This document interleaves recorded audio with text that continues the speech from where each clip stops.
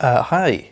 Um, Good start. I've been working on a couple things. Well, I say a couple things. I'm working on one big video at the moment, which is it's going to be my longest one. It's going to be my most in-depth one. So I've not really had much time to do any other videos, or the impetus, frankly, to do any other reviews or anything. So I thought I would just come in and do an easy peasy video for me on my end, which is just a collection overview.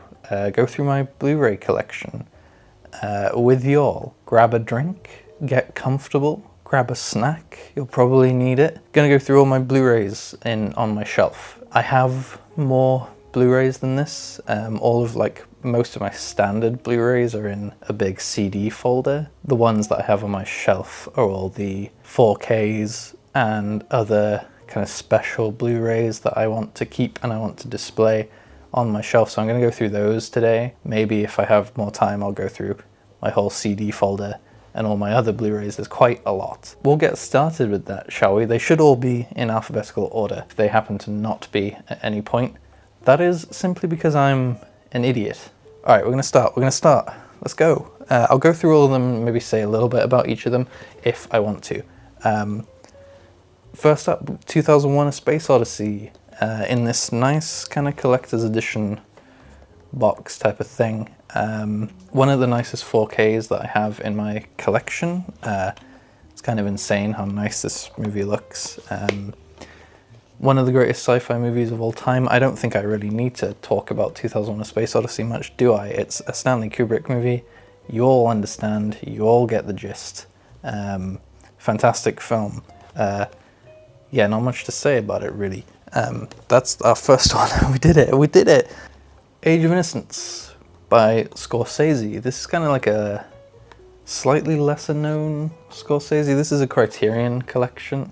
You'll be seeing a lot of these boutique Blu-ray label, high quality stuff. And so that's why I obviously keep these ones and I don't throw away the cases. This has Daniel Day-Lewis in it and Winona Ryder and Michelle Pfeiffer, like a period piece set in New York, as a lot of his movies are, New York based. Good film. Just a very simple, well, deceptively simple little romance thing, I guess. Kind of like a tragic love story. Maybe not one of his most iconic movies, but it's certainly worth a watch. It's good, like most of Scorsese's films. It's the Alejandro Jodorowsky collection. This contains Fando and Lis, El Topo, The Holy Mountain, and Psychomagique, A Healing Art, which I think is like a documentary. Very cool box for this one. It's an Arrow Video. Again, you'll see a lot of those because Arrow Video are really good Blu-ray label based in the UK, I think. This guy's kind of crazy, kind of a crazy filmmaker, kind of a crazy guy.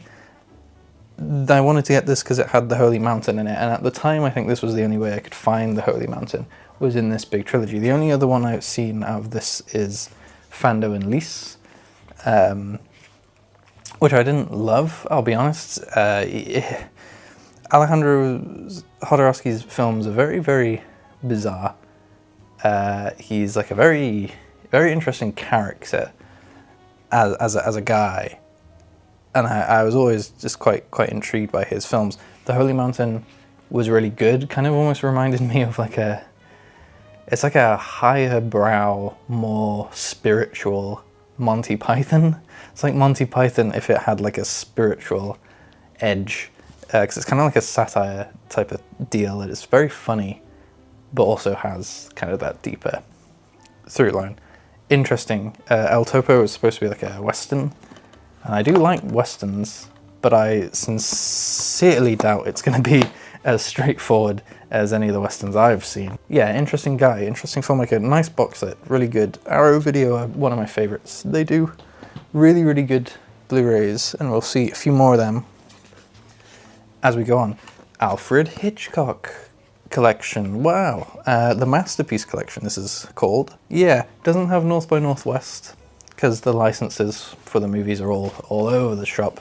Different studios own them, so, and have the rights for distribution and whatnot. But this has like Psycho, The Birds, Rear Window, Vertigo. So you're fairly well covered with this. Really nice collection in like book form. Very cool. The only thing I don't really like about these is that their discs just kind of float in the cardboard, but they're Blu-rays, so they're really well protected. You're not going to damage them slipping them in and out of here, but I don't know, it just feels like a little flimsy, perhaps, but it's really, really nice, this set. If I was to recommend something that maybe people had not seen, I mean, obviously, you know, you've got all your classics. I would probably say, and I think this is getting talked about a bit more nowadays, Rope is really, really good. One of my favorite Hitchcocks. It's sort of like a couple college students who decide to host a party. Well, they decide to kill someone, hide that person under a dinner table, then host a party, and try and, like, I don't know, for the fun of it, really. It's one of the earliest examples of a movie that is shot to look as though it was done all in one take, without any like obvious cutting. It's incredibly rudimentary in that manner because it's like a 50s movie. It's not, you can see the cuts, but it's really cool. It's a good story, you know, even besides the gimmick. It's a good film. Alien. I hate this cover, by the way. Hate it. Look at that. Does that scream Alien to you? You know, this dark, gritty, horrible, disgusting sci-fi horror movie, and you've got this kind of like, you know, shiny, rainbowy, oily, bright white looking thing. Whatever. This movie's great. Best Ridley Scott movie, dare I say? Dare I say he has never made a movie as good as this? Is that a controversial take? It might be.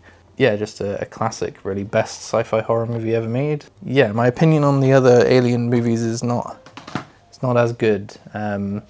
Aliens is just kind of Alien again, but it's a little more pedestrian, not quite as interesting, at least in my opinion. Alien 3 is kind of a mess, but has some interesting moments, and Alien Resurrection is a movie that I have never finished. So those are my opinions on the other Alien movies.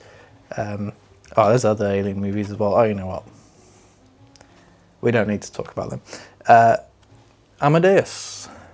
This is a good movie. I mean, no, I don't think many of the movies I've got on my shelf are going to be ones that I dislike, shall we just say. This is a biopic, historical biopic, legendary composer Amadeus Mozart. The way that the movie is like framed through the perspective of, what's his name, Salieri? It is Salieri.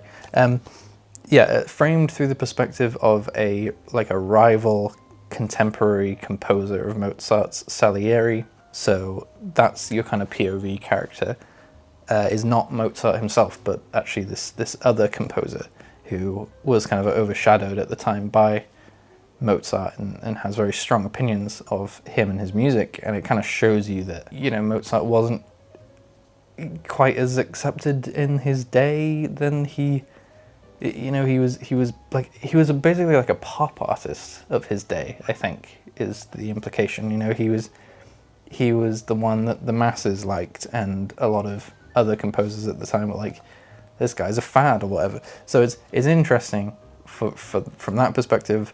It's a really well made movie. If you're a fan of music also as well, definitely check it out. Even if you're not a fan of classical music, if you're just a fan of music, you should check it out. Very cool movie. Very, very good. Oh, I have absolutely no idea how to pronounce this director's name, so I apologize. It's Andrzej Zalowski. I'm going to say it's Zalowski. You will know Zalowski is the director of Possession with Isabella Gianni and Sam Neill. That's like his most mainstream movie, the one where she like freaks out and starts throwing like her shopping around. You know, that's, everyone knows that one. These are 3 movies that he made prior to that. Third Part of the Night, The Devil, and On the Silver Globe. I've seen Third Part of the Night and The Devil. I haven't seen On the Silver Globe yet. Incredibly like chaotic filmmaker, I think.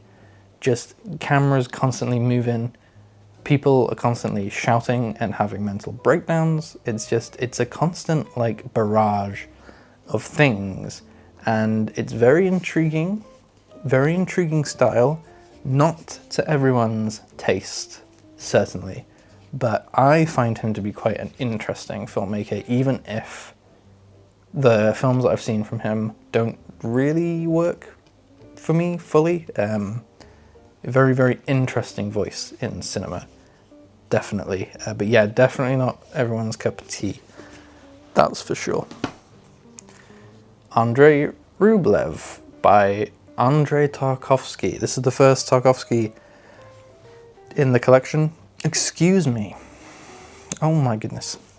Tarkovsky is one of my favorite filmmakers of all time, if not tippy top. This is a film about, it's kind of like a historical biopic, kind of, about this famous Russian artist, Andrei Rublev. This is his second film, Tarkovsky's second film. It's really long. It's like over 3 hours long, I think. It's kind of like split into 2 parts. It's a little bit like messy, perhaps. Like it kind of has that typical like second film feel where the director just throws everything in and goes for it and creates a very ambitious work that maybe doesn't completely come together. But I love it. I think it's amazing. I think it's one of his best films, personally. It's a film about art. It's a film about artists and their responsibilities to people and their thoughts and feelings, and how do you create art in times of strife and other such things. It's got a lot going on, but it's great. Apocalypse Now. This is the final cut. One of those movies that has like about 1,000 different cuts. I've only ever seen the final cut, I must say. Good movie. Coppola, Francis Ford Coppola of Godfather fame. Film about the Vietnam War. Crazy movie. Like very like just like psychedelic in a way. Based on the novel Hearts of Darkness.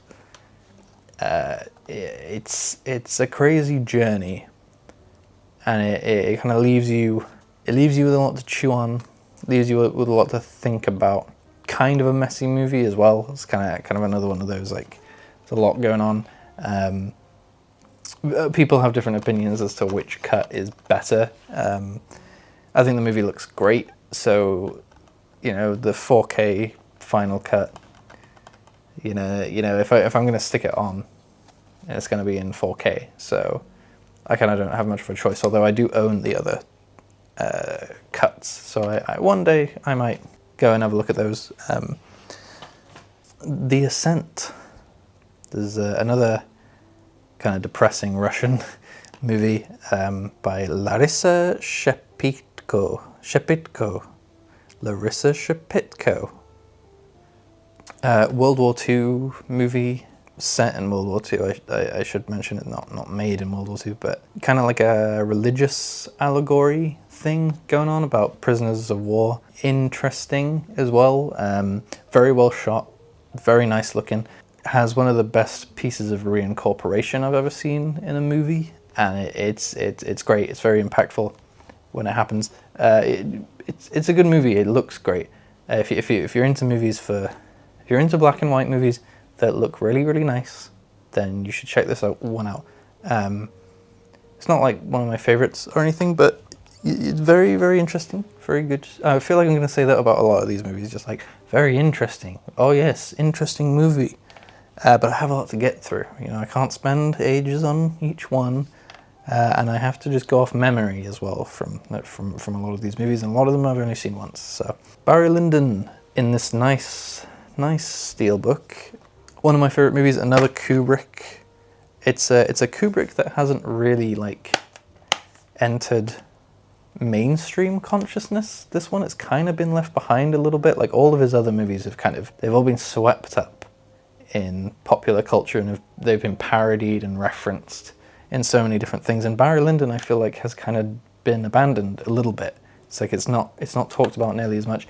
I don't know if that speaks to how like different the movie is and how unique it is, or whether it's maybe slightly less universal than his other films. One of my favourite movies. I love this movie. I got to see it at the cinema last year when it got re-released for its 50th anniversary, which is also when they released the 4K Blu-ray. Yeah, just one of my favourite movies. I think it's great. I think it's an underrated Kubrick classic. Yeah, good movie. I wish I could talk about it a bit more, but I can't. Batman Returns. To drastically change tone. This is my favorite of the original, like, 4 Batman movies. This one is the one, this is the second one. This is when Tim Burton was just allowed to go crazy. The studio were like, you made us a bunch of money with that first one. Go ahead and make another one, and go ahead and make it however you want. And yeah, it's crazy. It's almost like it's like a, he uses like super heroism as like an allegory for like sexual liberation. It's very odd, but I like it, and it upset a lot of mothers at the time, and then they went with Joel Schumacher for the other movies and made all the Batman movies all kiddie and stuff, and you can kind of blame Tim Burton for that, because he went one step too far with this movie for most people's tastes. Not for my tastes though. My weird tastes, I like this movie. I love it, actually. 3rd favourite Batman movie. I think it's great. Michelle Pfeiffer, best Catwoman. There are no other Catwomen, only Michelle Pfeiffer. Batman the Animated Series. Wow, look at this, eh? It's Batman. More Batman. Ooh, a hair. I really like Batman, as you might be able to tell. This really is, I mean, this is like one of the definitive adaptations of Batman, really, like in terms of how much they cover here, and in terms of how many characters they adapt, and all the new stuff that they add, and the respect that's given to the source material. Yeah, just one of the best Batman adaptations ever, really. Oh, certainly the most comprehensive Batman adaptation. You know, like they get through so much, and they do so much. It's really great. I love dipping into this every now and then, just watching a couple episodes, and it's obviously it's that sadly gone, dead form of animation, where it was, you know, all hand animated. You know, weekly episodes are all hand animated, and they look beautiful, and you don't see that anymore, because they don't do that anymore. Batman Beyond, this is like a follow-up series to Batman the Animated Series. I've been making my way through this. It's also very good too. I do like it. Set in like the future, and Batman's an old man, and he hands the cowl over to a young man known as Terry McGinnis. It's good. Seems ripe for adaptation. Actually, seems ripe for like a movie or a TV show, live action, to, you know, adapt it. But so far, no one has done it. So that's a bit of a shame. But there you are. Beetlejuice.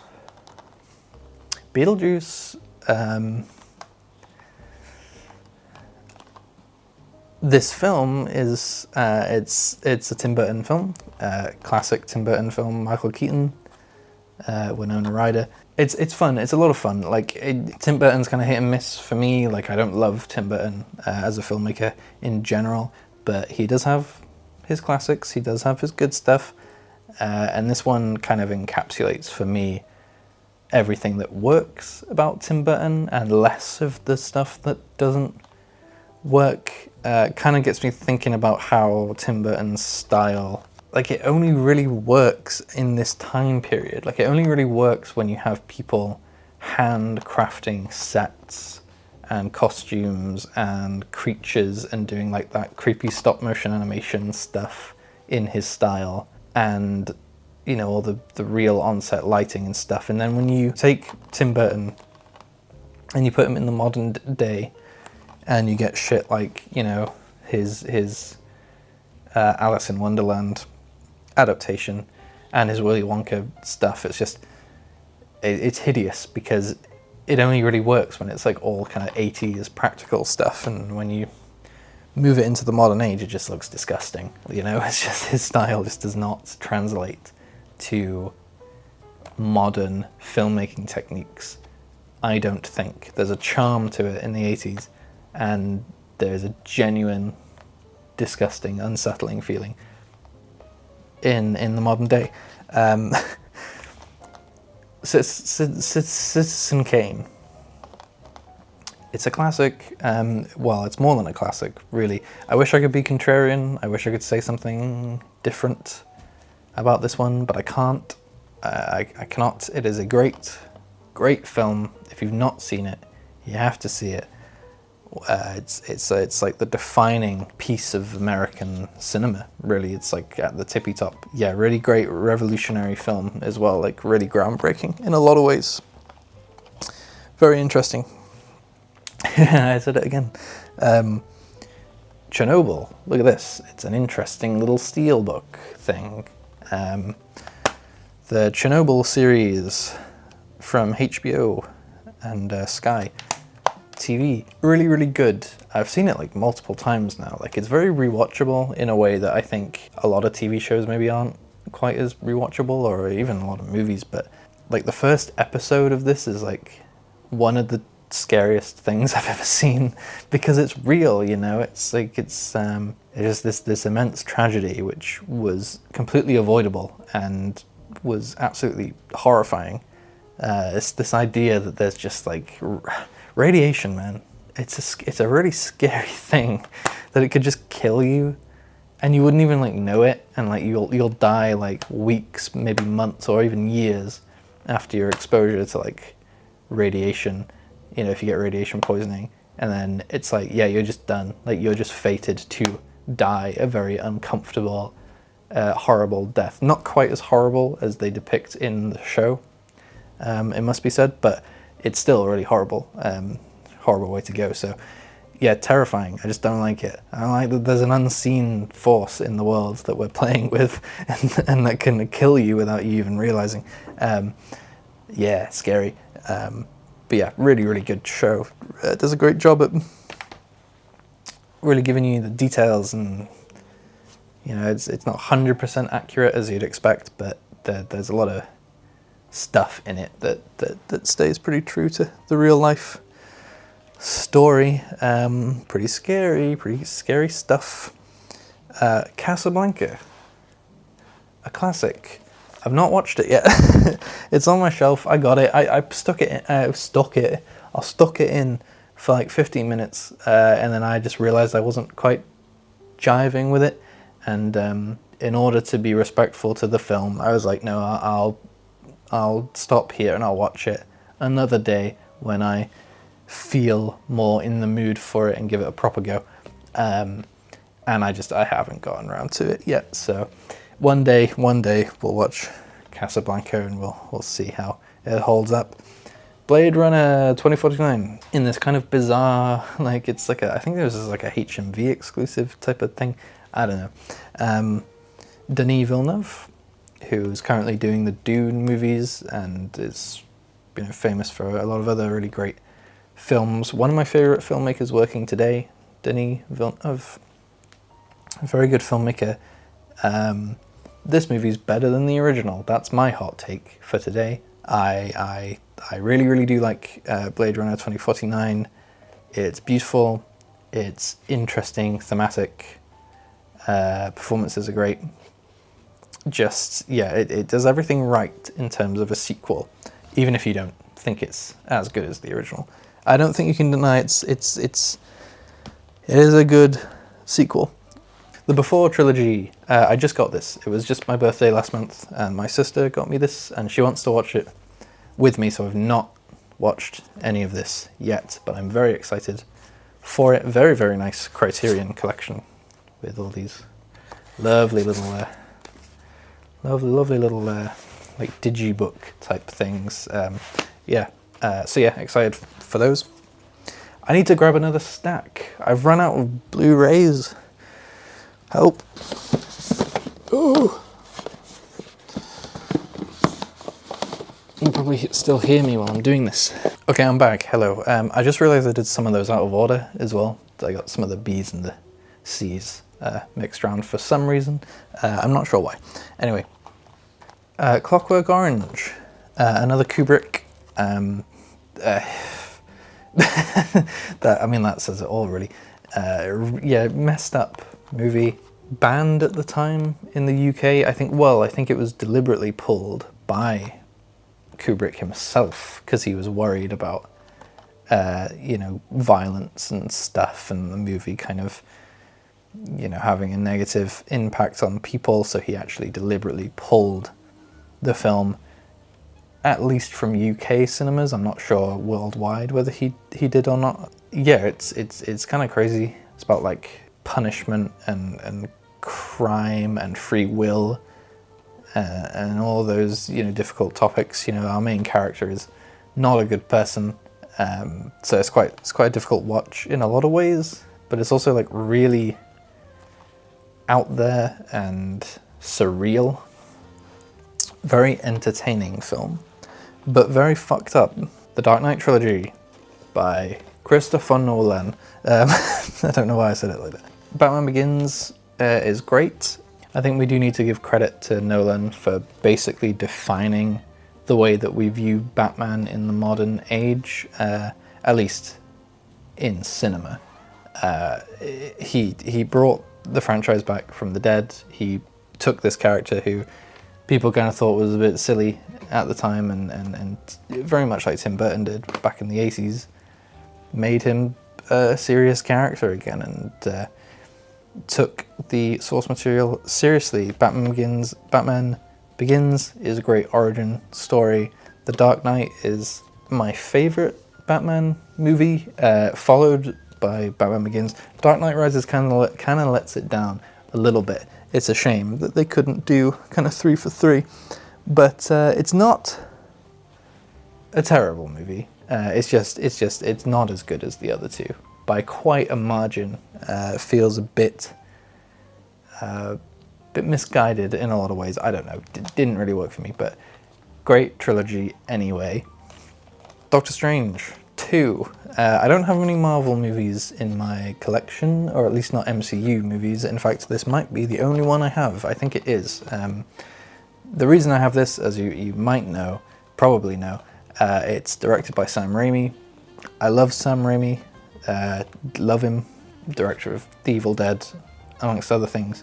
This is probably my favorite MCU movie, entirely because he directed it, and he manages to kind of break through that like MCU like sheen a little bit. He manages to put a fair amount of his personality into this movie. It's not without its flaws, but it's a fun film. I like it. There's enough that he's doing with it that I can stick it on and enjoy it. So I like it. It's a good time. It's a fun movie. You can make a 4-hour long breakdown about how it sucks ass and it's like the worst movie ever made if you want. I think it's kind of fun. I think it's kind of charming. It's a bit of fun, whatever. Bram Stoker's Dracula. Wow, look at this. It's nice, isn't it? Francis Ford Coppola again. Godfather and Apocalypse Now. His film company was basically on the verge of going bankrupt. So he was like, I need to make some commercially viable movies. And he did. He made Godfather Part 3, which is a big piece of shit as far as I'm aware. I've not actually watched it. And he made this, Bram Stoker's Dracula, an adaptation of Bram Stoker's Dracula. And I love this movie. This movie is amazing. It's just non-stop creativity. Visually, it's insane. Like almost every shot has like a really clever like piece of like special effects work, or has like a crazy camera movement or something. Like every shot is just dripping in atmosphere. It's really over the top and really silly as well, but I love that. I love like over the top horror, you know. It almost feels a bit kind of Hammer in a way. It's just a bit silly, but I love it. It's unashamed of what it is, but it's a visual masterpiece, that's for sure. One of my favorite Dracula adaptations. It's probably my favorite Dracula adaptation. That's what you call a setup. It's a little bit of, it's a clue. We'll get to that later. Another Kubrick. So many Kubricks.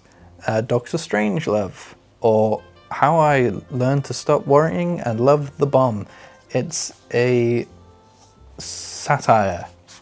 It is like a black comedy about the Cold War and like the verge of like being on the verge of nuclear war.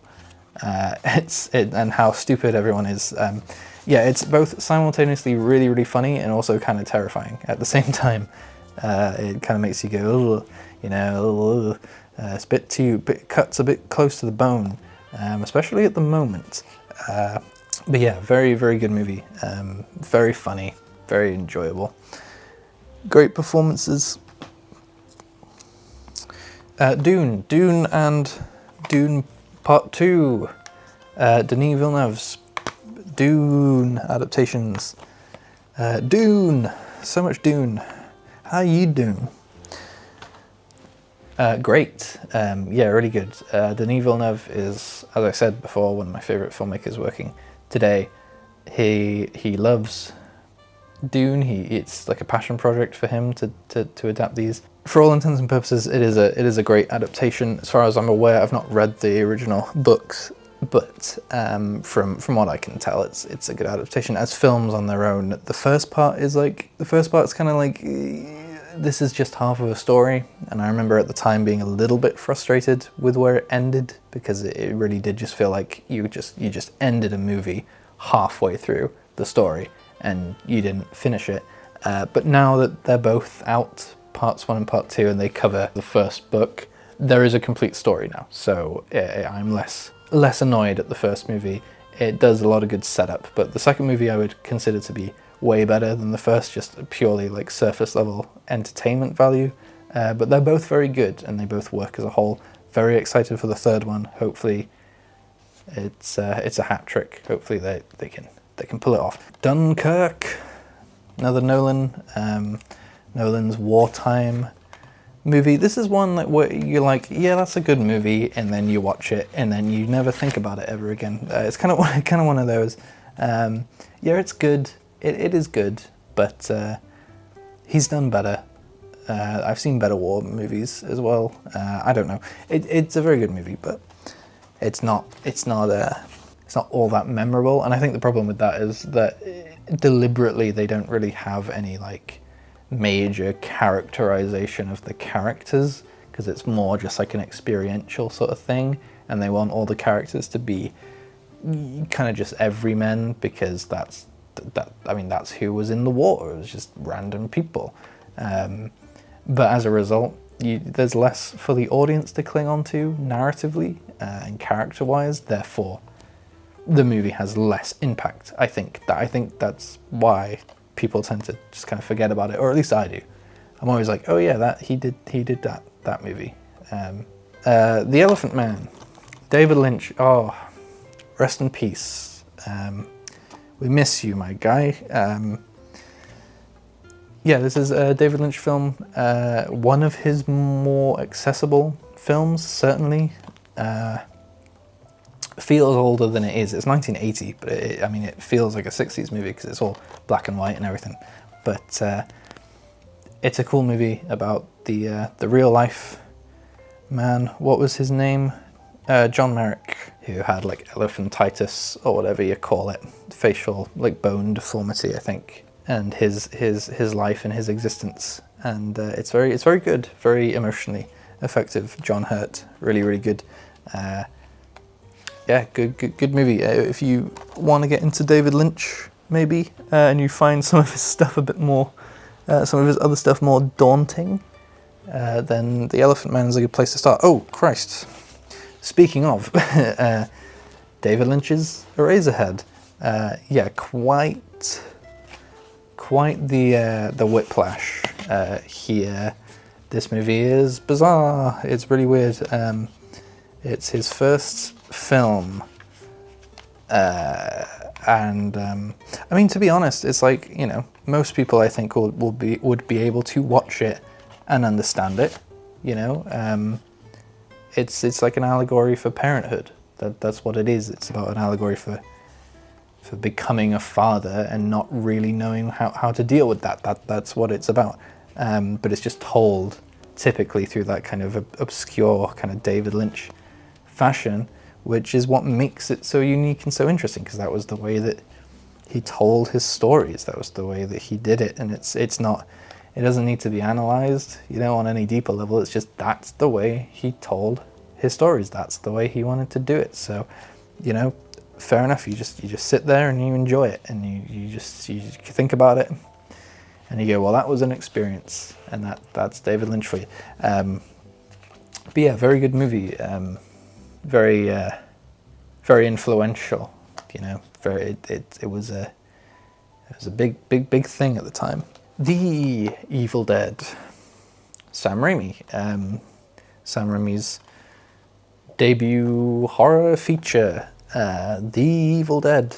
Great film, great like low budget horror movie. The reason this is so beloved is because it is just so like low budget and bodged together that it's a story of like filmmaking and passion. That's what it's about. The film itself is pretty good. You know, it's an enjoyable cabin in the woods thing. One of the first like proper like cabin in the woods horror movies as well.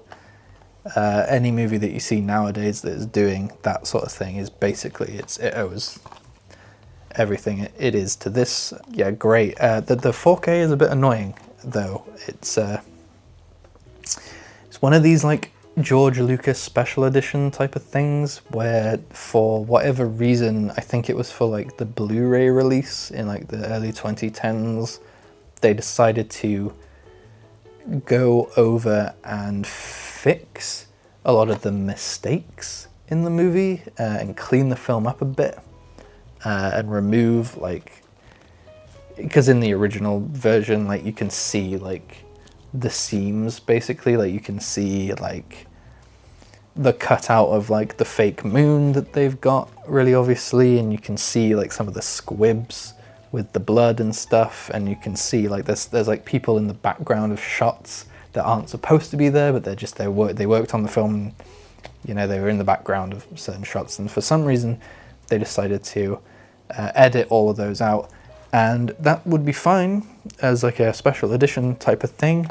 But much like the Star Wars special editions, they don't allow you to buy the original version. So if you want to watch the movie in like a nice HD high quality in Blu-ray or 4K, you have no option but to watch the edited version. And as I mentioned, the whole point of the movie is that it's an exercise in like filmmaking. It's like a study in how to make a movie on a low budget. And it's like, that's part of why it's so beloved, is seeing all of the seams and seeing how the movie was made. The low budget nature of it is the charm. So it's a shame that they removed a lot of that. It's still a good movie, but yeah, bit annoying. Oh well. Evil Dead 2. This movie is the sequel, but it's also kind of just a remake, because they remake the entirety of the first movie, like in the first like 10 minutes of this one. I think it was like a rights thing or something, or I can't really quite remember why, but it's a great film. This one basically just goes nuts, whereas the first one was a little bit more typical, a little bit more played it a little more straight. This movie is just crazy. It is just a bunch of stuff, and the camera's flying all over the place, and it's so kinetic and funny. It's funny, you know. It's like a slapstick horror movie, and that Sam Raimi zaniness, you know, that it all came from here, really. So yeah, love it. And it's something that I wish the new Evil Dead movies would take note of, is that Evil Dead is at its best when it is a slapstick horror, not when it is all gritty and serious and oh, it has to be all gory and scary. It's like, no, this is the best one, and it's silly as all hell. It's so stupid, but that's why I love it. Excalibur is a really nice collector's edition from Arrow Video. 80s fantasy, adapting the Arthurian legend. Basically like all of Arthurian legend. John Boorman. Just a crazy ass movie. He wanted to do Lord of the Rings, and he couldn't get the rights to Lord of the Rings, so he did this instead, and it's bloody insane. It's mad. They don't make movies like this anymore. They just don't. I don't think they can make movies like this anymore. I don't think it's possible. Visually, it looks stunning. The amount of like work that went into it is just insane. But it's just so like, because it commits to doing the Arthurian legend. Man, things just like happen at a rapid pace, and you barely have time to even like comprehend what's going on before the movie's moved on to the next thing and the next scene. And you know, there's so many different time jumps in it. It's like a roller coaster, but you have to hold on to it, and you have to ride it. You know, you can't fight against it. And if you do that, you'll have a really great time, because it's really fun and exciting and ridiculous in a lot of ways, but in an enjoyable way. So yeah, it's a great movie. I love it. Really cool. Aha, The Exorcist. I have it again. I have 2 copies. I don't have 2 copies. I have 4 copies of The Exorcist. It's not healthy. It's not good. One of my favorite films of all time. Horror classic. Classic possession movie. Just insane. It works because they treat the subject matter seriously. It works because it's logical. It works because it feels grounded. It's one of the best horror movies ever made. It's an incredible story, told incredibly well, and a lot of people will look at it and go, well, it's not really scary, is it? It's not scary by today's standards, you know, it's not scary anymore. And you'd be wrong. You'd just be wrong. No, listen, I don't get scared of horror movies because I'm an adult. I'm 25 years old. I don't get scared of horror movies. They're films, they're fiction. But like, what you're watching it for is the story. You're watching it for the characters, you know, you're watching it for the ambiance, and the themes, and all of that stuff is incredible. You know, if you go into it going, I really, really want to be scared, and if you're an adult, if you're over the age of like fucking 17, you're probably not going to be scared of horror movies, because horror movies aren't scary. But, you know, that's not the metric that I judge a good horror movie on. It's all about vibes, it's all about atmosphere, and it's all about the story. And the story's great. Great stuff in there. Tackling with religion and like mental illness. You could view it as like an allegory for like, yeah, like something's wrong with my child and I don't know what it is. You view that as an allegory for basically anything. Interesting stuff going on in here, and people dismiss it because it's not that scary, is it though? Because it's, you know, it's a bit silly. It's a bit old, it's dated. Whatever, who cares? I don't care, it's amazing. It's one of the best movies ever made. The Exorcist 3 is an odd one, or a seemingly odd one. This was written and directed by the author of the original book, who also did the screenplay for the original film. It's not really an Exorcist sequel, but it kind of is, but it's not. The studio wanted to call it The Exorcist 3, but it is very much kind of its own thing. I think it is really, really good, and I think a lot of people are kind of coming around on it and realizing that this is a really good movie, and that it should be, you know, reevaluated somewhat. I really like it. I think it's good. If you like The Exorcist, check this out. Don't be fooled by the fact that it's The Exorcist 3 and you go, oh, well, that's not going to be very good, is it? It actually is good. It's all about who's writing and directing it. Look at the writer, look at the director. You know, if you're confused as to the quality of a movie or the potential quality of a movie, see who's writing it, see who's directing it, and if you trust them, then the movie might be good. But if not, then, you know, maybe give it a pass. F for Fake by Orson Welles. This is like a documentary of sorts. It's very weird, very, very weird. About like fakery, like forgery, like art forgery. Really, really interesting. Orson Welles is a crazy man. The editing is insane, because this movie was like, you know, it's an older movie. It's 1975? Jesus, it's older than I thought it was. 50 years old. Christ, that's crazy. And it's edited in such a like a modern and stylish way. It kind of almost feels like a YouTube essay that you would watch. Like on YouTube, it's got crazy editing, and when you think they were editing this physically with film, actually cutting physical film, it's insane that it came out like this. So yeah, the subject matter is not even really what's important here. It's more like the way that it was made. Crazy, crazy movie. Yeah, definitely check it out. It's really, really interesting. Full Metal Jacket, Stanley Kubrick, classic war film. A lot of people say that the first half is better than the second. I like both halves of the movie, and I enjoy watching it all the way through.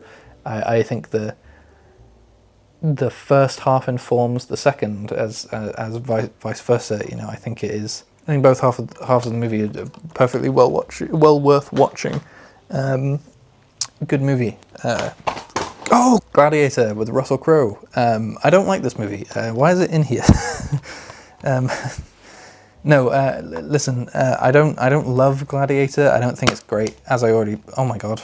So many of these like Blu-ray 4K discs, I feel like the discs fall out like way more often than they do with Blu-rays, but maybe that's just me.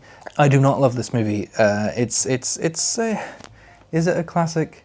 I think it's fair to say it's a classic. Yeah, I don't really have much to say about it. It's you know, feels like an old Hollywood kind of historical epic type of thing, but just not the type of one that I'm that interested in, but it's there. Maybe I'll give it another watch to see if I like it.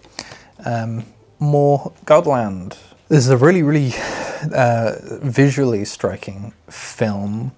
Kind of one of those like indie movies where it's like, we're going to spend a lot more time on the visuals and making the film look very pretty, and spend a bit less time perhaps on the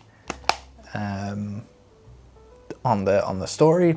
Kind of one of those, but I would say the story is still good and still entertaining. It is mostly, you are going to be watching it for the visuals, but yeah, very ambient, atmospheric. You know, it's a good movie. You should watch it. Worth it, frankly, for just that like final shot. If you've seen it, you'll know what I'm talking about. Godzilla in 3D. Check that out. How cool is that? This is the 2014 Godzilla movie by Gareth Edwards.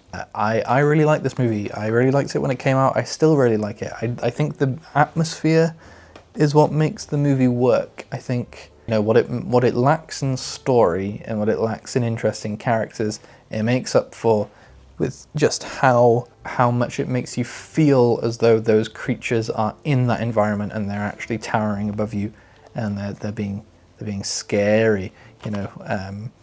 And all the other movies, subsequent Godzilla movies, have completely ignored the immersive aspect of Godzilla 2014, and they just decide to be big, stupid monster movies, but they're just punching each other, and it's pretty stupid and annoying, and I don't like it. Anyway, The Green Mile. This is by Frank Darabont, who did The Shawshank Redemption, doing another Stephen King adaptation. It's not as good as Shawshank, but it is still a very good movie. That's for sure. But yeah, I mean, Shawshank is like, it's amazing. It's like one of the best movies ever made, and then the Green Mile doesn't quite live up to it, but it's still a good adaptation as far as I'm aware, and it's still a very good movie in its own right. Halloween, the classic John Carpenter Halloween. What's to say about it, really? It's a classic. And it's a classic for a reason. It's simple. It is that is underselling it, actually. It's dead simple.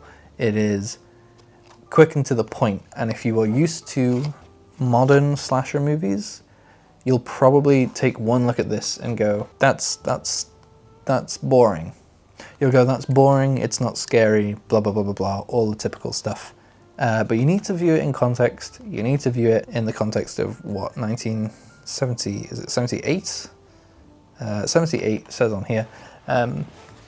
You need to view it in that context. You need to think about it in that way. Visually, I think the movie's stunning. It's one of the nicest looking slasher movies out there, you know, and yet people go, it's boring. It's boring, is it? Oh no, it's boring. It doesn't have stupid blood and guts every 5 seconds and, you know, 50 jump scares every 5 minutes, so it's boring. Okay, well, it's subtle. You know, it is subtle and simple, but it's simple and effective. That's what I like. Haxan. Wow, this is cool. This is really cool. This is like a 1920s silent film.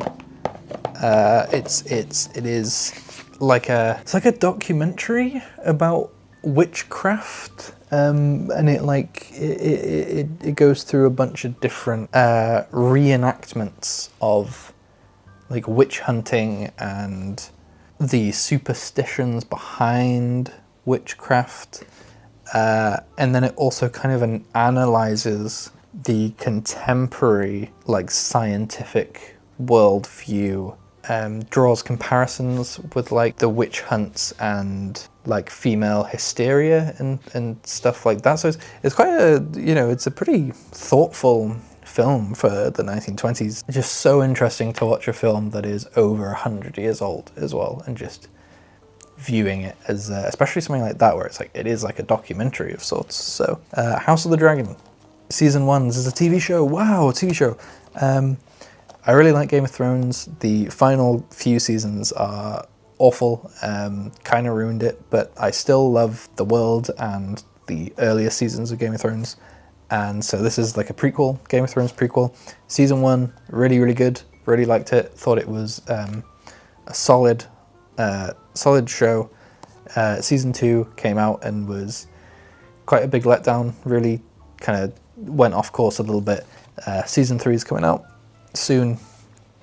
Hopefully it'll pick itself up off the ground and it'll get good again, but we'll see. Game of Thrones does not have the greatest track record where that's concerned. But yeah, season 1's really good. I still like season 1. Incendie. This is a Denis Villeneuve film. Can't really say too much about it. It's very impactful, very intense, but also like very tasteful, because Denis Villeneuve is a very tasteful filmmaker. Can't spoil it, just go and watch it. It's a really good movie, just trust me, it's a good film. Inception, Christopher Nolan sci-fi film. I don't know what the consensus is on Inception anymore. Like, I don't know like if it's cool to dislike Inception now and go, oh, actually when you think about it, it doesn't really make that much sense, or if it's cool to like it again, like, oh yeah, it's a really, really good movie. I don't really know. I've always loved it. I think it is a great film, a very formative film in my youth. I think it's fair to say it's like one of the best and most original sci-fi movies of the time. You know, I think that's fair. Indiana Jones 1 to 4, Indiana Jones 5. You can watch my tier list, Indiana Jones tier list that I did, if you want to hear more about my Indiana Jones opinions. My hot take is that none of them are awful. You know, they're all fun in their own ways. That's my hot take. Interstellar, Christopher Nolan, kind of his ode to 2001: A Space Odyssey, sci-fi movie. Don't love this one. I think it's a little bit kind of hokey and Hollywoody in a way that the movies that it's emulating are not. So it's not one of my favorites, but it is a good movie. It is a quality film. Looks great, but yeah, not one of my faves. I need to grab some more movies. The Irishman by Martin Scorsese. This is his like late stage masterpiece, I think. It's like an old school kind of gangster movie, except it is kind of viewed through the perspective of like an older age, you know, with those tired old man eyes, and as a result, it's a film that could only really be made by someone, you know, at the age that Scorsese is. Great movie. I think the visual effects are very good, actually. The de-aging is very good. So, nah. Ivan's Childhood. This is Andrei Tarkovsky's first film. One of those where you can sense, you see the greatness that is within him, kind of waiting to get out. And although it's not as good as his other films and as characteristic of his other films, it's still, you can still sense that greatness within it, just waiting to be unleashed. But yeah, it's a great film. Jaws. This is Spielberg, legendary filmmaker. I don't need to explain who Steven Spielberg is. I love this movie. This movie is amazing. One of my favorite movies of all time. It is not a horror movie. People go into it kind of thinking, oh, a scary shark attack movie. That's not what it is. It is an adventure movie. It's about a group of people who go hunting for a shark. That's what it is. It's like Moby Dick. It's very, very fun, very exciting. Yeah, just great film. Love it. Need to move on because I got so much to get through, man. Jurassic Park, also Steven Spielberg. This one again, kind of, you know, is a dinosaur movie. It doesn't have a lot of dinosaurs in it. You know, the first hour is just people kind of walking around chatting. But that's why it's great, because it's not about the dinosaurs, is it? It's about humanity, and it's about the folly of man and the hubris of man. That's what it's about. It's a good film. Lawrence of Arabia, one of my favorite movies of all time. Yeah, crazy movie. Incredible that they managed to pull it off. I love stories about characters that are like deeply flawed, and it really gets into all the nitty-gritties of that. Yes, it's a bit dated in certain aspects and, you know, certain cultural aspects. It's a film that basically asks the question, who was T.E. Lawrence? You know, was he a great hero? You know, was everything that the media and everyone else says about him true, or was he actually a deeply flawed and complex human being? Who was he? And by the end of the movie, you might be still wondering, you know, who exactly he was. Yeah, great film. Can watch it a million times and I never get bored of it. The Lighthouse by Robert Eggers, who is my current favorite filmmaker working today. I love Robert Eggers. This is I don't even know exactly what genre you'd even put it in. It's kind of like a horror movie, but it's kind of like a black comedy. I've seen it described as like a black comedy. I don't really know. It kind of defies category for me.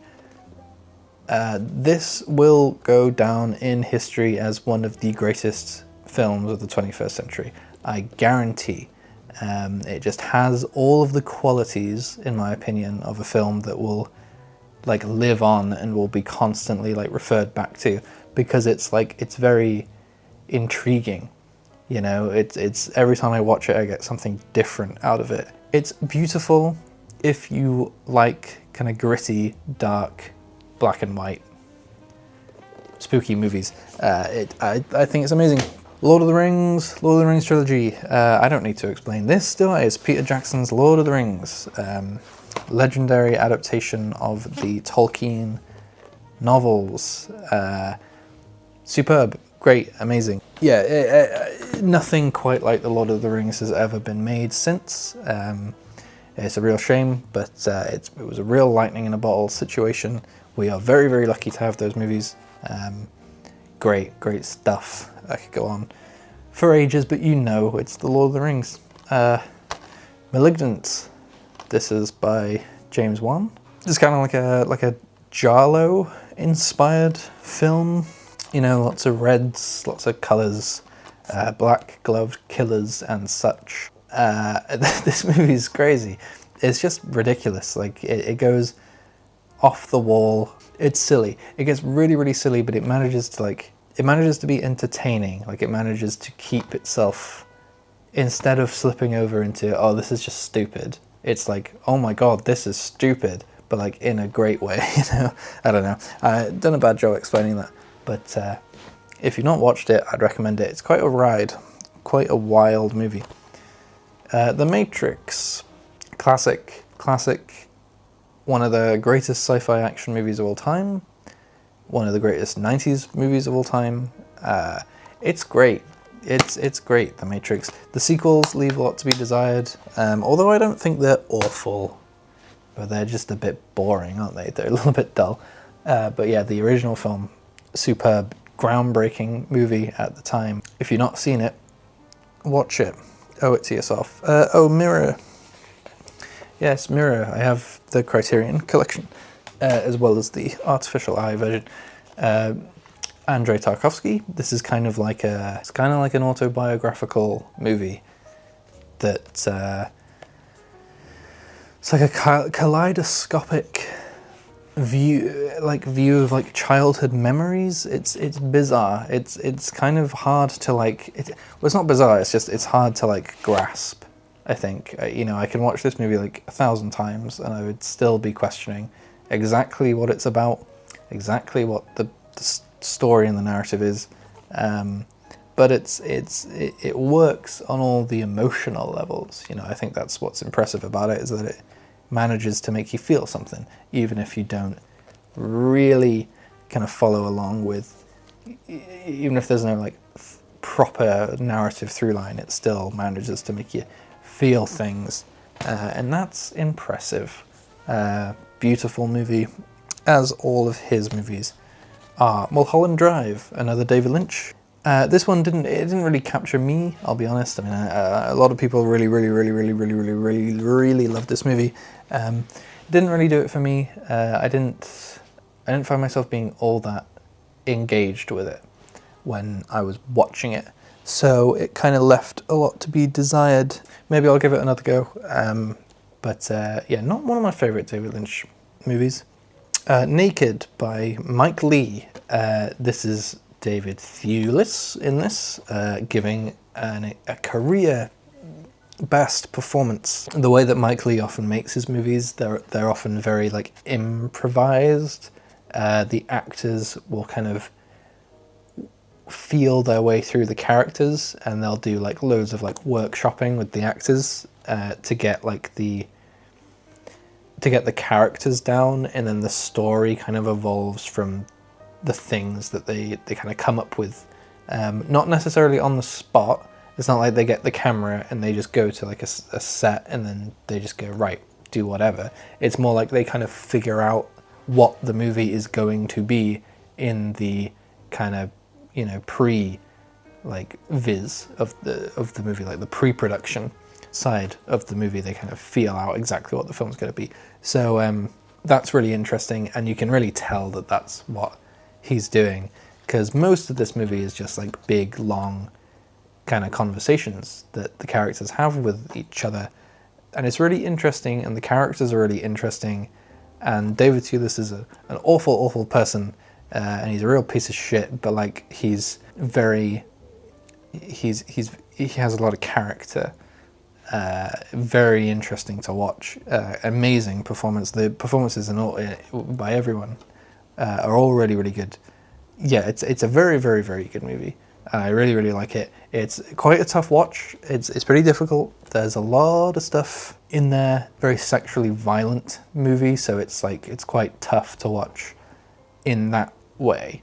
So if you're a bit, sensitive to that, maybe it's not the best to watch. I would warn you against that. But it is a really, really great movie. Nope, by Jordan Peele. Interesting movie. Jordan Peele does a lot of interesting horror stuff. I don't know whether it quite works for me, his movies. This one has a lot about it that I really, really like, and a lot about it that's very interesting. And then I was like reading up on people's interpretations on the movie and stuff, and after the fact, and that really it was almost more interesting reading the theories and the interpretations than the actual movie was enjoyable to watch. Is kind of the opposite way around of the way that it should be. Like, you should enjoy the movie for the movie, and so maybe I'll rewatch it. But it's an interesting film. Again, that word, The Northman. This is another Robert Eggers movie. His my least favorite of his films. This is kind of like his big budget movie. This is the one where they gave him a shitload of money, and it's incredible that he manages to do what he does in this movie with that money, because it doesn't feel like a massive budget movie in a lot of ways. Like, it still feels very much like a Robert Eggers film, but it does also feel like it is constrained by it has to make money. It's a big budget movie, so it can't be too weird, can't be too out there. The thing that really lets it down for me, sadly, is the action. It's not a very action-heavy movie, but when they do have action in the movie, it feels very stunted, and it doesn't feel very impactful. And I think it needs to be. It's like a Viking movie. It needs to be impactful. It needs to be raw and like intense, and it just feels very overly choreographed and doesn't look very good, frankly. So Nosferatu, one of three. This is the OG original 1922 silent film. Cool movie. Again, it's always interesting to watch a movie from like over 100 years ago. It was an unlicensed adaptation of Dracula. So they changed all the names, and it's called Nosferatu, and it's Count Orlok instead of Dracula. But it still got sued, and they got sued, and it got pulled from cinemas and stuff, in distribution. And so the only reason why we have it is because people pirated it. Basically, that's essentially the gist of it. That's why we have the movie still. And it's good. It's a really good movie. It's a classic of German expressionist filmmaking from the time. Nosferatu the Vampire. This is the Herzog 70s remake of Nosferatu. It's okay.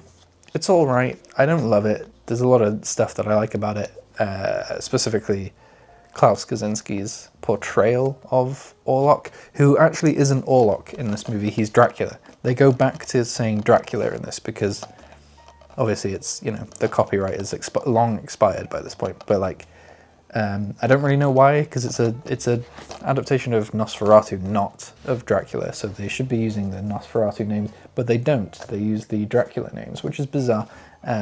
Anyway, Klaus Kaczynski is really good as the titular Dracula. This Blu-ray sucks, by the way. This is a BFI 4K Blu-ray. Do not get this Blu-ray.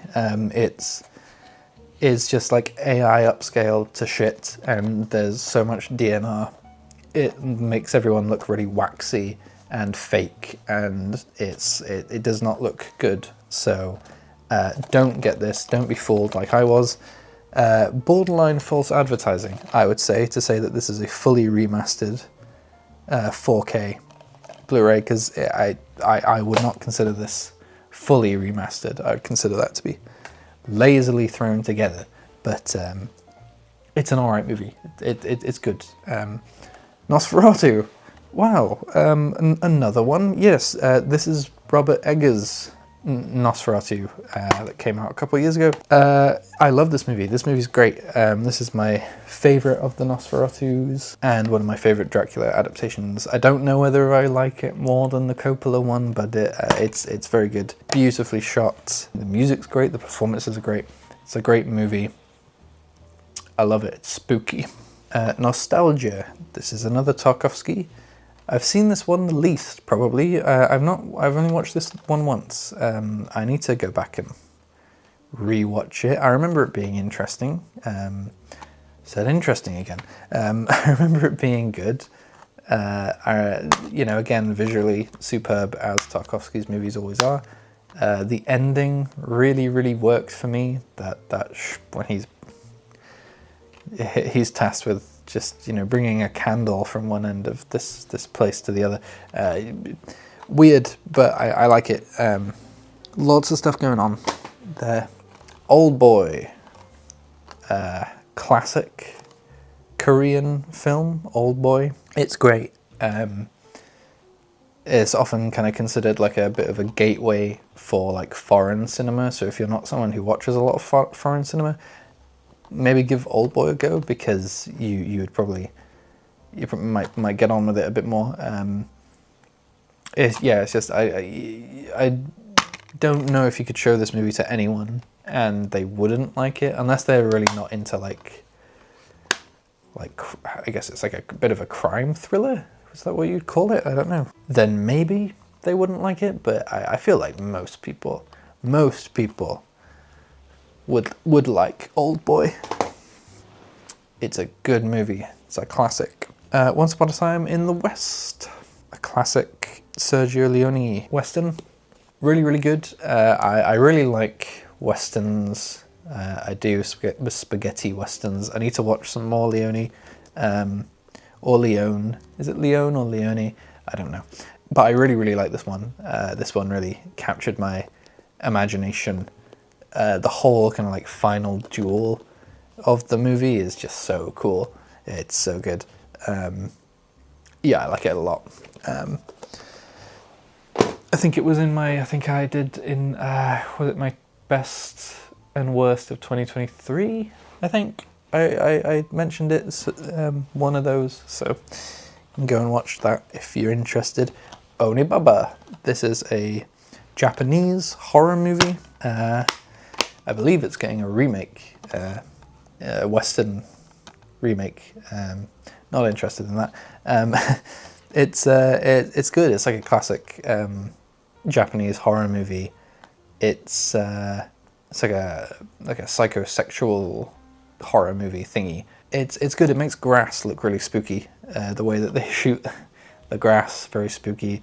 Lots of great imagery.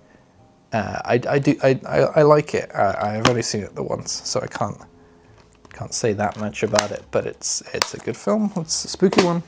Oppenbaba.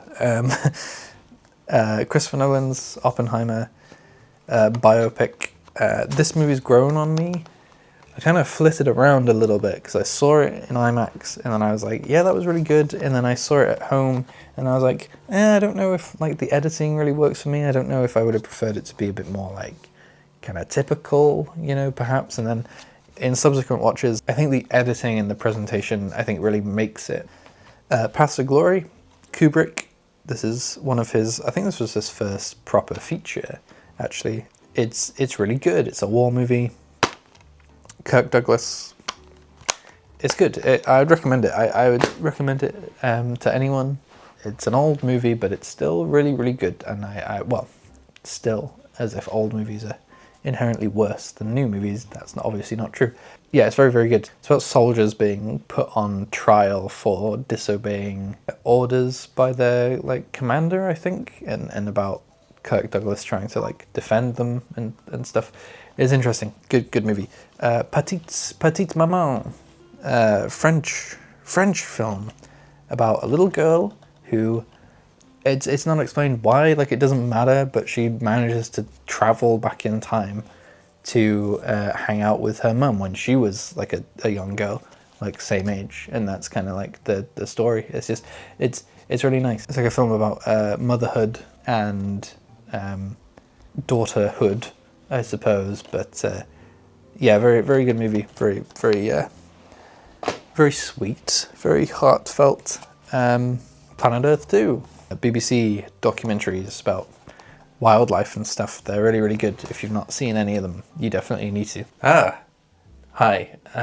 My camera ran out of battery, so I'm in a different location on a different day. I'm gonna finish this. We don't have that many left to go, so I'm just gonna rattle through them. So let's get on with it.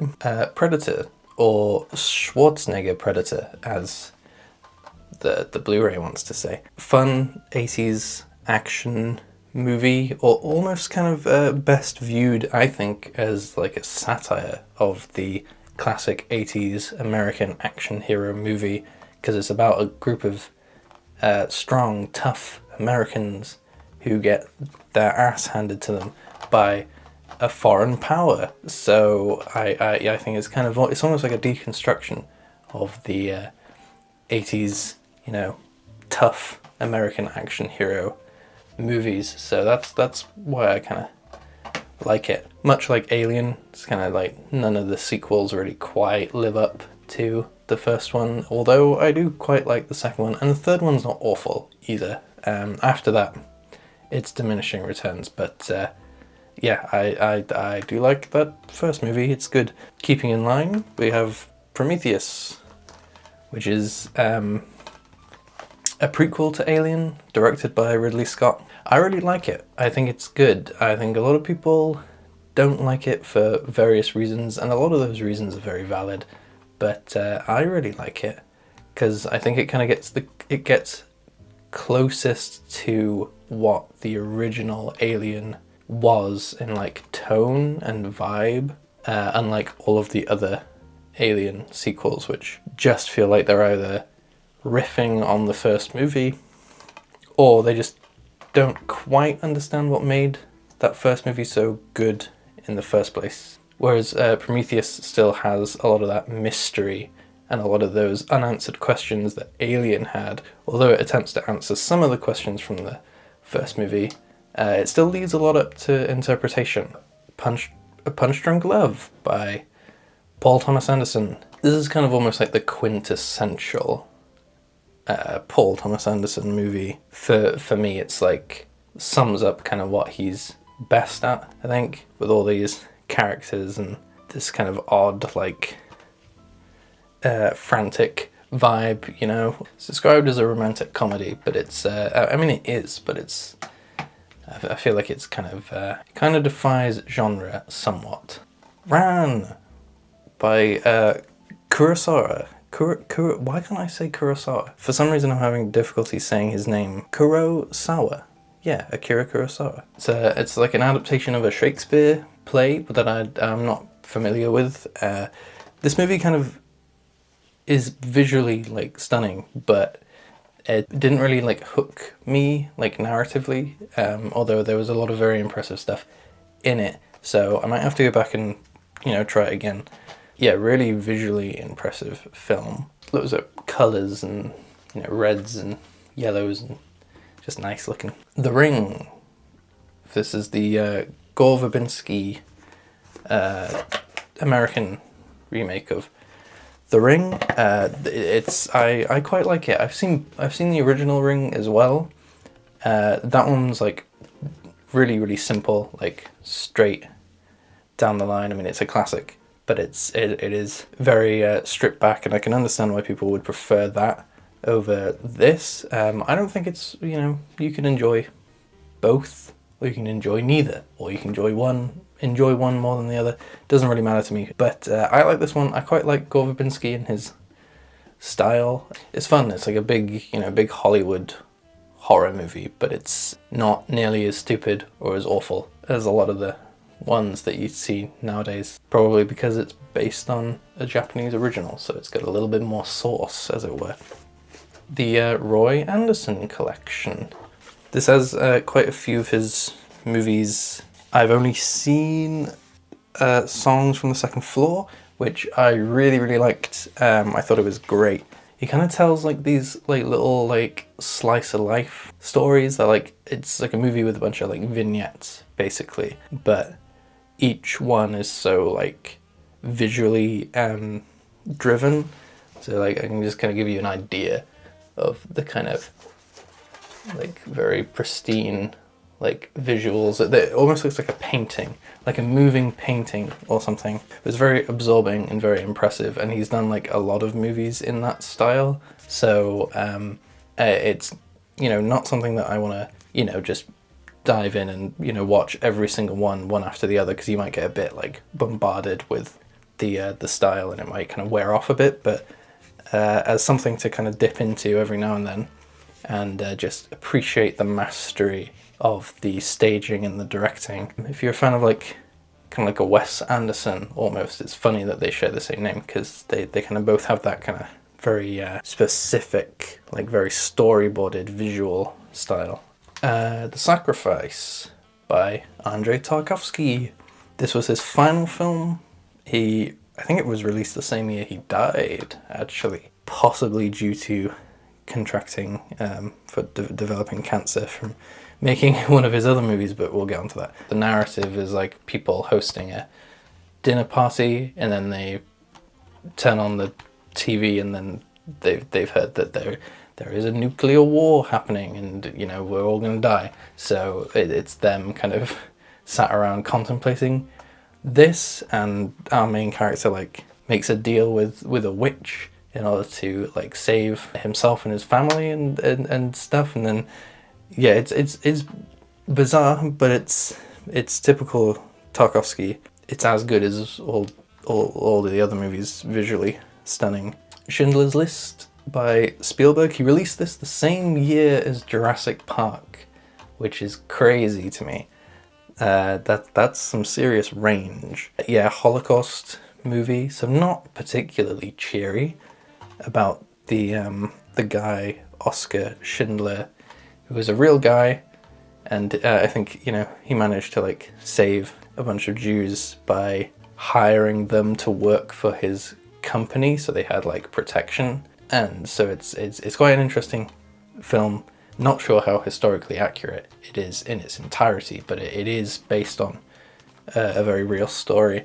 Has a great performance by Liam Neeson in the main role, and Ralph Fiennes is also really terrifying and scary in it as well. But yeah, great movie, and yeah, insane that Spielberg could release Jurassic Park and Schindler's List in the same year. That is pretty insane. Yeah, impressive. Scream 2 movie collection, because for some reason, so they did obviously Scream, classic 90s horror movie, kind of semi-satirical thing, or well, rather satirical. Wes Craven, I believe, very, very good movie. I put off watching it for ages because I just kind of thought like, it might not be one of those things that I'm too into, but actually it is really, really good.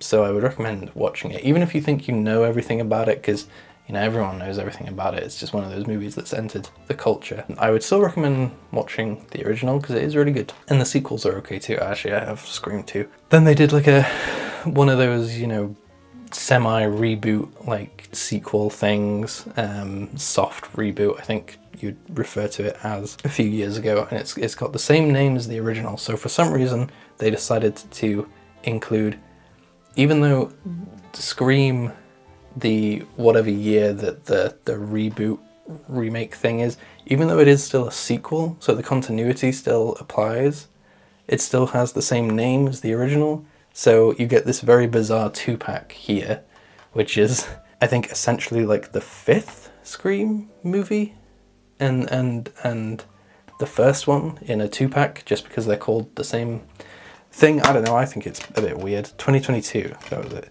But yeah, I think it's odd just to have those two, because it's like you need the others.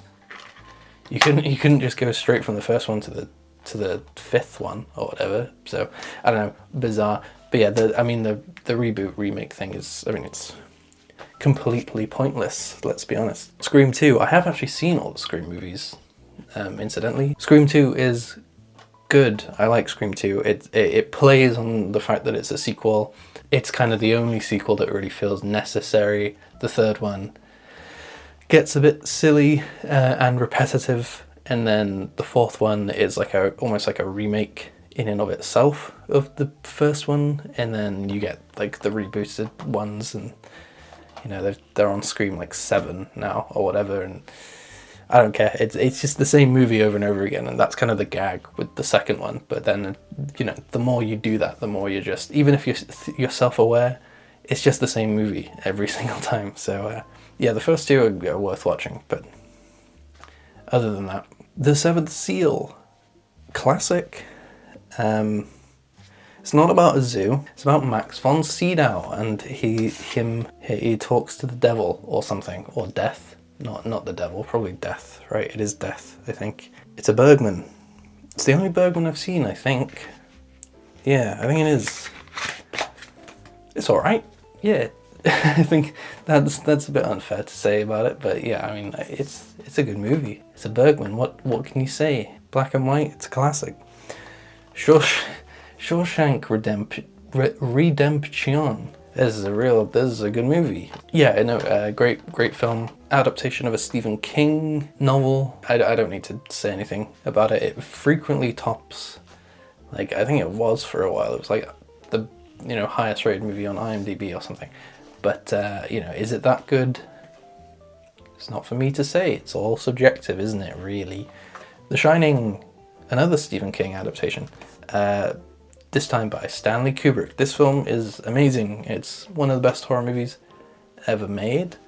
Still feels completely unlike anything that has ever come before or since, in my opinion. Loads of movies have tried to emulate it, have completely failed. So yeah, it's a one of a kind. It's really, really good. Please do yourself a favor and check it out.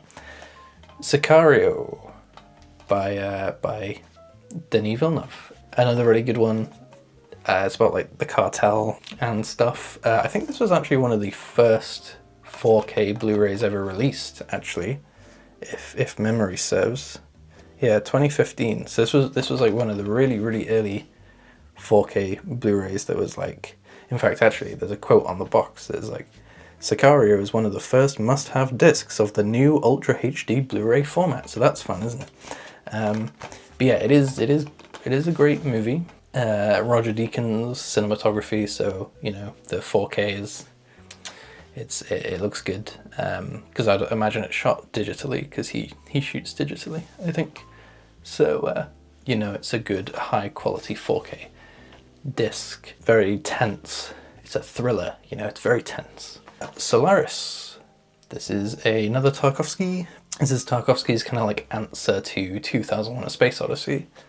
His sci-fi movie about like a planet that will like grant your wishes or something. I think, if I kind of got the gist of what was going on. It's not one of my favorite Tarkovskys. I don't know whether the science fiction elements for me felt maybe a bit too, I don't know if it's fair to say that it felt a bit too like pedestrian. Like it didn't feel quite as like, it didn't feel quite like otherworldly enough maybe. I don't know. I need to watch it again. And I think, you know, maybe I'll have a different opinion of it. But all of his movies are great. This one got an American remake, which I've not seen. I think it had like George Clooney in it or something. I don't know. It might be quite interesting to watch both back to back. But yeah, I mean, all of his movies are great. So definitely check it out if you like any of his films. Sorcerer. Ooh, this one's I got this one fairly recently. William Friedkin, who did The Exorcist, as well as like The French Connection and other things, who was a madman, by the way, an absolute madman. He really was. Rest in peace. This movie is awesome. I love this film. Yeah, really tense, really like atmospheric, and very exciting as well. Very fun. Lots of great characters, great performances, great like visual and editing style. It isn't like related to The Exorcist like at all, but like to me it feels very like spiritually connected to The Exorcist. I think it was the film he did right after. Yeah. So it kind of there is like a connective tissue to me. There are some elements that feel quite similar. Spartacus. This was Stanley Kubrick's like first major Hollywood film. He wasn't supposed to direct this. It was like a director for hire type of thing. I think the original director like dropped out or something, or Kirk Douglas, the lead, didn't get on with him or something, and Kirk Douglas had worked with Kubrick on Paths of Glory, which was like Kubrick's first main feature. And so he got Kubrick in to basically finish the movie and actually make it. So it's not really like a Kubrick film in like a traditional sense. To be honest, it doesn't feel all that different from any other kind of major like Hollywood historical like epic of the time. It feels very like typically like Hollywood in that way, in a way that like literally all of Kubrick's other movies do not. They all feel very subversive and very unique and like ahead of their time. This one feels very much of its time. It's all right. I would watch it again at some point. I think I like a good historical epic, but it's not really like a Kubrick movie per se. Spider-Man trilogy, the original Spider-Man trilogy, directed by Sam Raimi. This is Spider-Man 1, 2, 3. I love these movies. I grew up with these movies. I think they're great. I think they're some of the best superhero movies ever. I even like Spider-Man 3, but Spider-Man 2 is probably the best. I think they're great. They're just really like textbook. Like, this is how you make a comic book movie. Spider-Man No Way Home. This was the current like MCU Spider-Man with Tom Holland. They did this movie where all of the old Spider-Mans came back, so that's really the only reason why I have it, is because Tobey Maguire from the original Spider-Man Sam Raimi trilogy is in it, as among some other Sam Raimi Spider-Man trilogy characters. It's quite a fun movie. It's like a nostalgia trip. But yeah, those MCU kind of movies, they don't hold up to scrutiny as much as, you know, especially the Sam Raimi movies, but it was still a lot of fun, and it's probably the closest I'll ever get to seeing a Spider-Man 4. So, Stalker by Andrei Tarkovsky. This is probably my favourite of his movies. I know that's probably not a particularly exciting or subversive take, but Stalker is really, really excellent. Visually, it's superb. There's so many interesting stories you could tell about the making of the film as well. Originally, they like shot it, and the film stock that they used was fairly new, and like the lab that they used, like the Russian labs that they used to develop the film, were not used to developing the type of film, so all of the footage came out completely wrong. It was like all like blue and weird and didn't look right. So then they had to reshoot the entire movie again, but this time Andrei Tarkovsky like fell out with the cinematographer, and he was like pushing the movie in a certain direction, and Tarkovsky didn't like that. So then he got a new cinematographer, and then they shot the movie again. And so the version that you see at the end is like is mostly that like final version, but a couple of shots remain from the second version that was shot. Really, really weird. Also, there was like an old chemical waste plant or something that was like spewing toxins into the river and the environments that they were in, and they didn't really realize that they were shooting in such a hazardous location. But like the main actor, Andrei Tarkovsky himself, and I think even one of the other people involved in the movie, like all ended up dying of a very similar type of cancer later in their lives, and their lives are all cut short. And there are people who worked on the movie who, you know, genuinely believe that it was because they were shooting in such a dangerous location, and you can actually see it in the movie. You can see all of the kind of chemical waste and stuff that they shoot, and yeah, it's a shame. It's a real shame, but it is a masterpiece. It is an amazing movie, really kind of spooky and atmospheric and thoughtful. Yeah, really, really cool. One of the best sci-fi movies ever made. Take Shelter.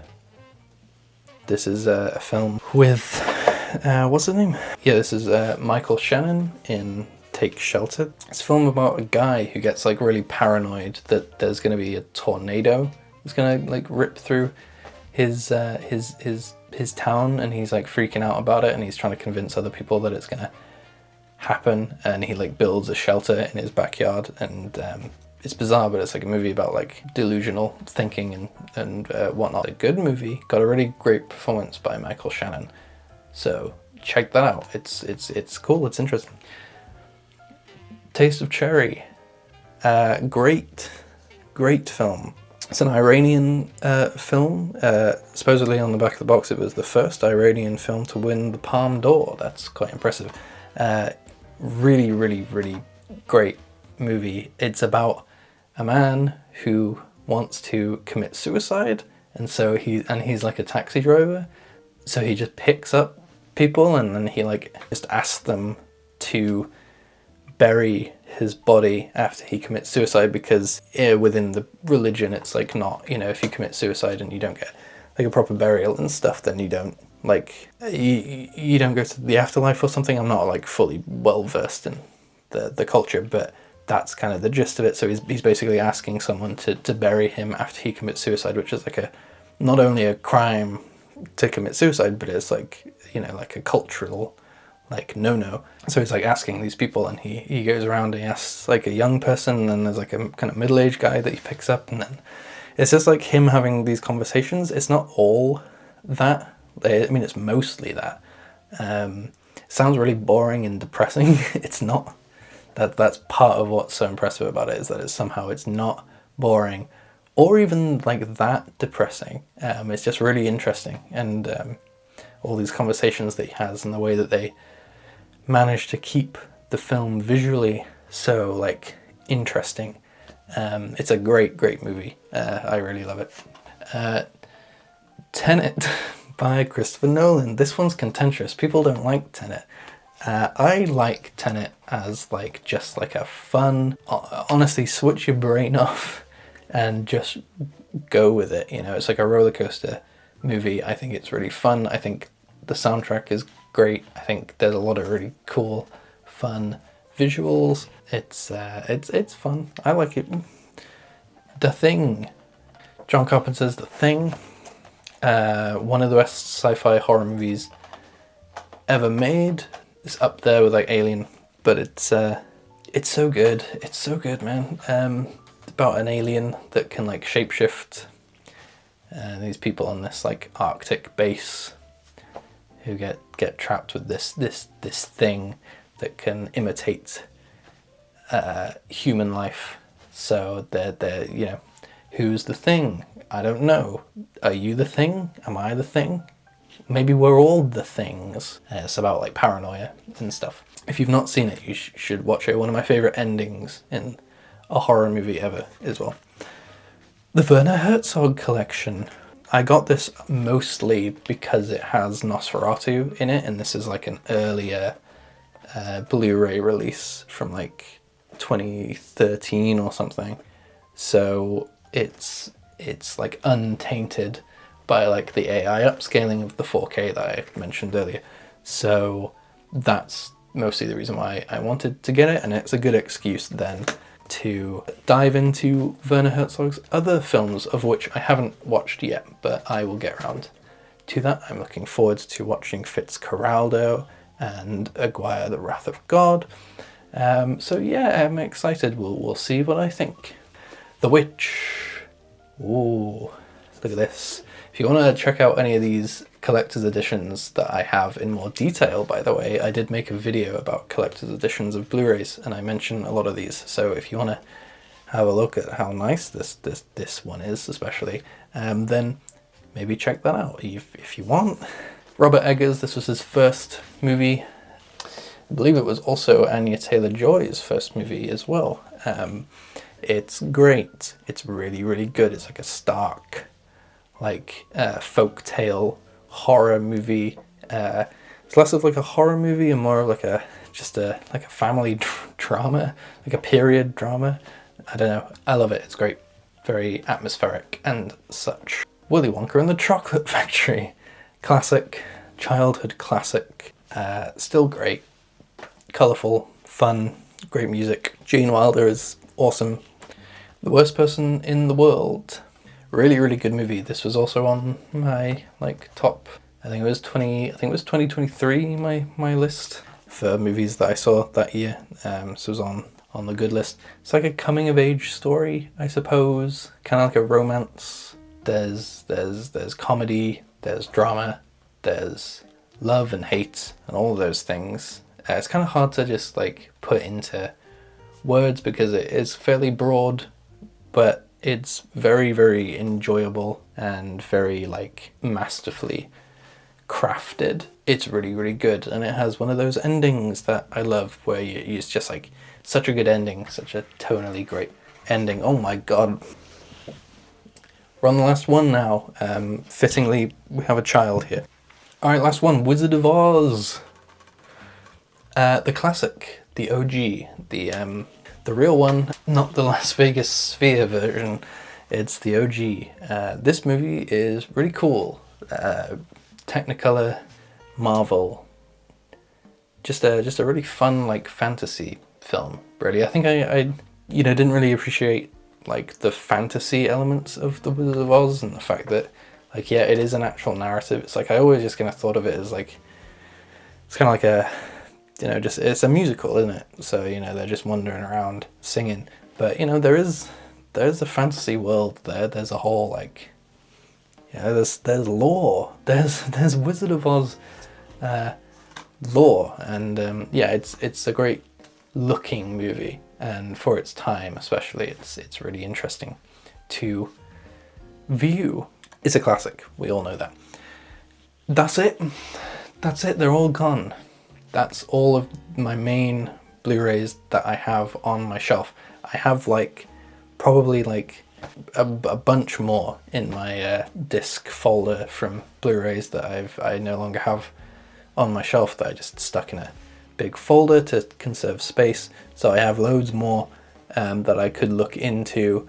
Maybe I'll do that at some point. Maybe I will take a gander at that. So I've got quite a lot of stuff, but that's all the stuff that's on my main shelves. That's really it. That's all I wanted to do, and I've completed my task now, and I must now leave until I can think of something else that I want to film and to show you, because that is how this works. So yeah, I'm gonna peace out. I've been writing stuff for other things, so you might see those soon.